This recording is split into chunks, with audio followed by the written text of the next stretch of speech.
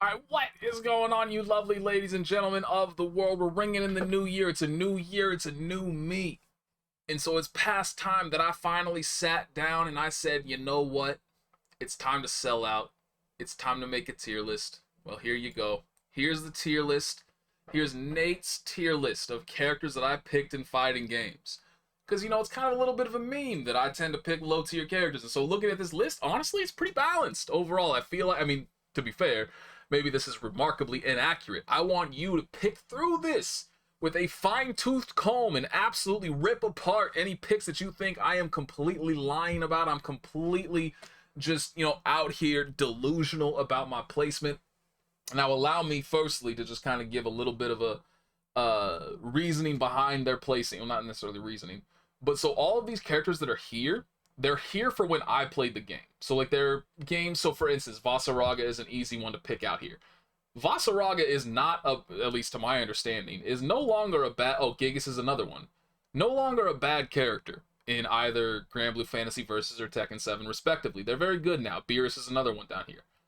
But they were not that way when I played the game. Specifically, when I played it, they were garbage. So same thing for any other characters on this list that may have changed through patches. This is where I feel that they were when I played the characters, because that's when it was relevant to me. So anyway, like I said, it's actually pretty, you know, going through this, I feel like I do have a pretty damn balanced selection of characters. And so obviously there's a bunch, you know, there's repeats, there's 4 Tagers in here. So allow me to just run through really quickly.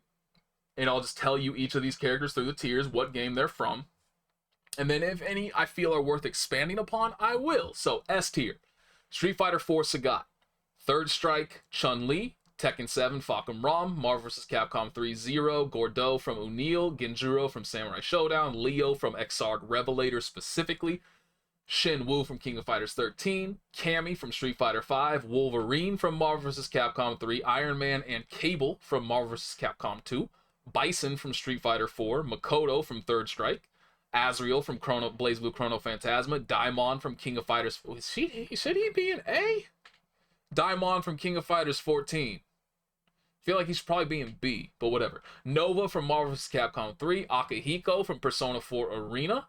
Ooh, I don't have old. Who did I actually play in Ultimax? Oh, show. Yes, I do. I'm an idiot. All right, moving on. Spencer from Marvel vs. Capcom 3. Benimaru from King of Fighters 14. Tager from Chrono Phantasma specifically. Iori from, he must be King of Fighters 13. Ethica. Oh god, I can't remember which one she's from. She's Nitroplus Blasterz, right? I can't remember. So I have Selvaria here and I have Ethica here. One of them is from Nitroplus Blasterz and one of them is from Dengeki Bunko. I'm almost positive Ethica is Nitroplus and Selvaria is Dengeki. Almost positive. Anyway. Tian, I don't know. From Them's Fighting Herds. Tager from... Oh shit, which Tager is this? Central Fiction. Yep. Tager from Central Fiction. Answer from Revelator 2.0. Show from Persona 4 Arena Ultimax. John Talbain from Darkstalkers. Beowulf from Skullgirls. Luong from King of Fighters 14. Mature from King of Fighters 14. What's his name? I've already forgotten.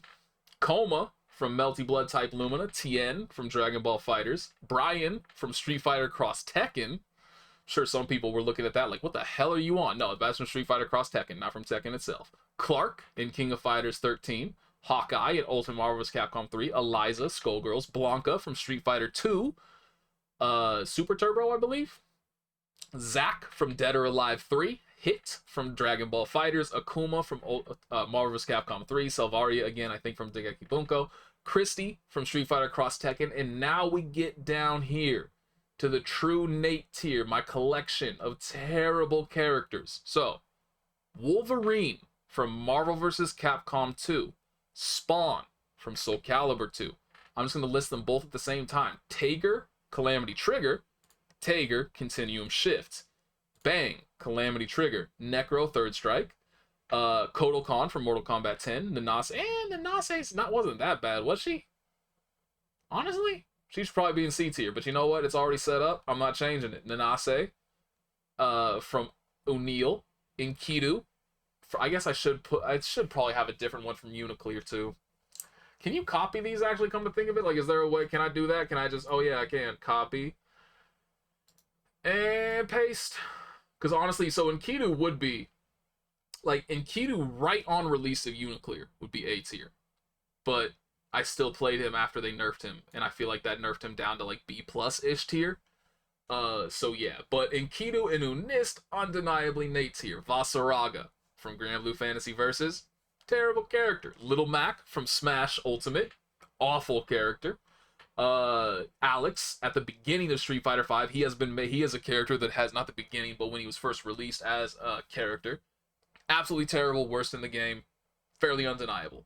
Been patched, been improved, very good character now, but when I played him, absolutely awful. Beerus from Dragon Ball FighterZ, Cliff from AC Plus R, Gigas from Tekken 7, Jetta from Darkstalkers, and Banderas from King of Fighters 14. Now, actually, is there anything here that I really want to expand upon? Not really. Like, I could kind of go into story time for some of these, but honestly, who cares? Doesn't matter. That's my history with fighting games overall. Now, that is not all of them. There are some characters that I just kind of, I mean, some fighting games that I just didn't play enough that I felt like it would be a waste. And there's also, like, in Marvel vs. Capcom, for instance, I played, like, half the cast at some point. But the characters that I picked were the characters that I would consider to be my main characters. Anything else, really? Not really. So I'm gonna look at this again really quickly, and I'm kind of curious, specifically about, like, contentious picks. Like, is anything in here, are people just gonna be like, are you out of your goddamn mind? You're an idiot. They should not be there. And most of the time, usually that is considered when you're looking at lower tier characters, not higher tier characters. I mean, so if you put, you know, like, let's just say I put Enkidu at S tier or something. Obviously, people would be like, what the hell are you on? You're an idiot.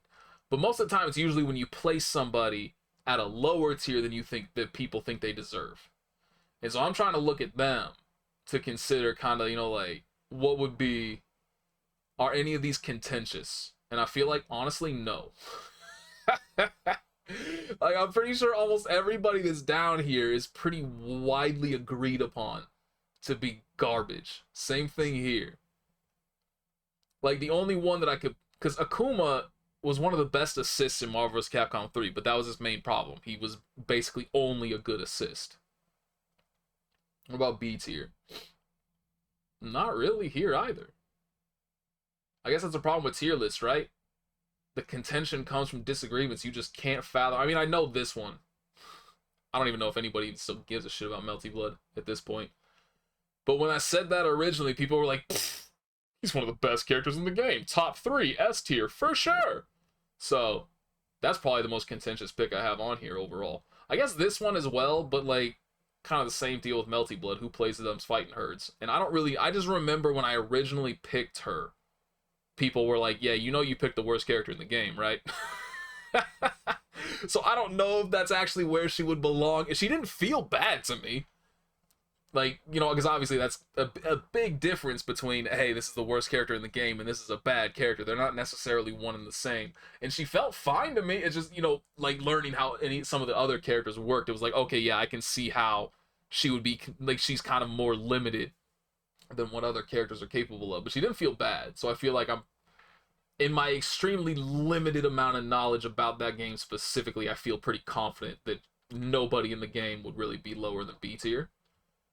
And then, I mean, honestly, maybe Tager, because original vanilla Chrono Phantasma Tager was undeniable. He was so good. But you still are dealing with Tager, right? Like, it doesn't matter how good they make Tager. He's still Tager. He's still going to get dumpstered by so many members of the cast. And so can a character like that with such divisive matchups, can he ever really be considered to be an A-tier character? Does he belong? I guess that's the real question here. Does Tager belong on the same tier as Azrael?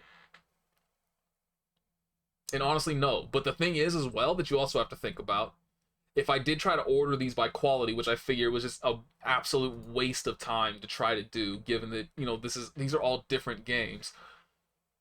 So I just figured, you know, like, just leave it. I don't need to deal with any pluses or minuses. I don't need to deal with ordering these based on the quality of the character inside of each tier itself. But if I did, if you were looking specifically at just BlazBlue Chrono Phantasma, then you would be seeing Azrael at like S minus A plus, and Tager you'd be seeing at like A minus. So that does kind of put them on different levels to a small degree that would justify them both being around A tier, while still showing that there is a very significant difference in their overall power. I think Akihiko as well. Like, don't a lot of people consider Akihiko an S tier character in vanilla Persona 4 Arena? So I'm pretty sure he was being argued to be top 5, but I don't know if, because, like, again, comparing, like, yeah, he could if he hits you, you're in pain, and he can one-shot you. At the same time, can you put Akihiko on the same tier as you? Is that realistic? Is that fair? I would argue no. And so if I'm thinking of you as an S tier character, then Akihiko would, by contrast, be, you know, basically one tier underneath that. But overall, honestly, I'm kind of happy with this. I might be overselling Shen a little bit too. I don't know if he's, even before the DLC characters came along, I don't know if he would be, because obviously that's kind of the problem with King of Fighters 13, right?